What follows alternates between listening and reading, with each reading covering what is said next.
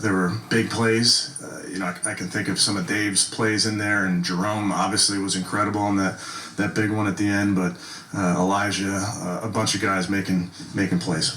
Talk about Joe again. Roddy Hickman making plays. Sorry, need to mention Roddy. Sorry, go ahead, Fred. Joe Flacco, 5 games, four in a row, 300 yards, and just lighting it up. Yeah, I think you guys know.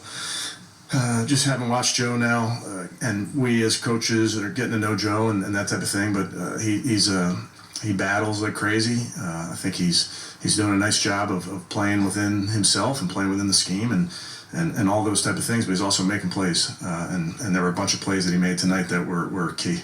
Going back to Roddy for a second, how critical was that intercept, that pick six, especially considering the start the defense had before that? Yeah, that was incredible. The ball finds Roddy Hickman. It's incredible. Out of practice, walk through, somehow the ball finds its way into his lap, and he does a great job. And scoring, it was a great play by a young man, and he's doing a nice job. We're going to continue to need these guys to step up. You've been around. You mentioned all the adversity, and we don't have to go through it. We all Thanks. know what happened. But when did you know this team was going to make the playoffs? I mean, you always going in every season, you feel like you have a good pulse of your team. It's a credit to Andrew and his crew. We have talented football players in this team, and we've had to, obviously, our depth has been tested in different areas throughout the season, but I think it's a really strong roster. I think we have an unbelievable coaching staff that I get to work with every single day. So felt good about this team. Now, you don't know in this NFL, my God, there's things that happen you can't predict, not even you, Tony. So for us to just stay the course throughout this season, I'm proud of this team. Kevin, what do you think it means? I mean, you've been around Joe for whatever, a month now. What do you think it means to him to be leading this ride, just given all the circumstances of his? I mean, Joe's, I think, very, very excited to have his family here watching him. It's a special moment for them. Again, I think this is it's a great story. I know you guys love this story, but it's I'm just happy for Joe. I'm happy for him having this success, being a part of a football team. He's got something left in the tank. You mentioned how weird it was the first time you guys clinched when the stadium was not looking like this. How would you say your relationship with this fan base has evolved over your time here? Yeah, I show up to work, do my job. They let you know when you're doing a good job. They let you know when you're not doing a good job. But I know this, they've been there every step of the way. And just measure it by how they are at home games. And we've been pretty good at home, and I think that's in no small part to our fans. They've been unbelievable. And then we go on the road and they follow us on the road. So they're extremely supportive. We feed off of their energy, and it was electric tonight. That was an electric building from the jump. Kevin, when Watson went down and had surgery, did you think this was possible? Yeah, it's the greatest team sport there is, Tony. You hate to lose great players, and we lost some great players along the way. But go ask those guys; they tell you it's a team sport, and they have. I know this. Those guys that weren't with us tonight, they were with us tonight on the field.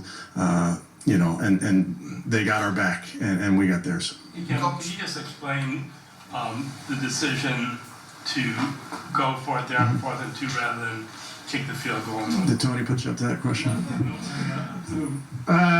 Just felt, number one, felt good about the play call. Felt like we had a good play. Sometimes you get down there, you don't love your play. Felt good about the call, and then felt good about putting our defense. If we were short, if we didn't gain it, felt good about putting our defense in that situation. Felt like we'd get the ball back at midfield at worst. So it wasn't because you missed that PAT? No, it was not.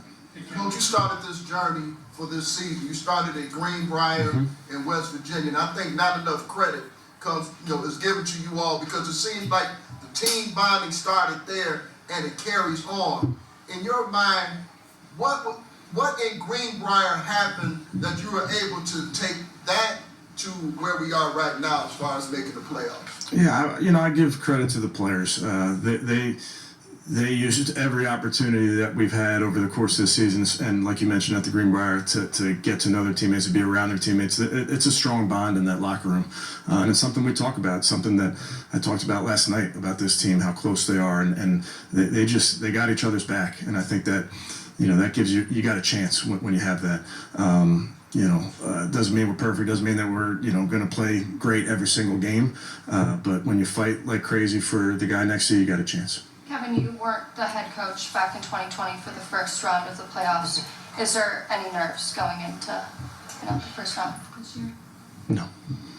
It can be kind of a scary moment with Elijah. Is there any kind of an update with him? No update. He's obviously has a concussion, but we'll update you guys.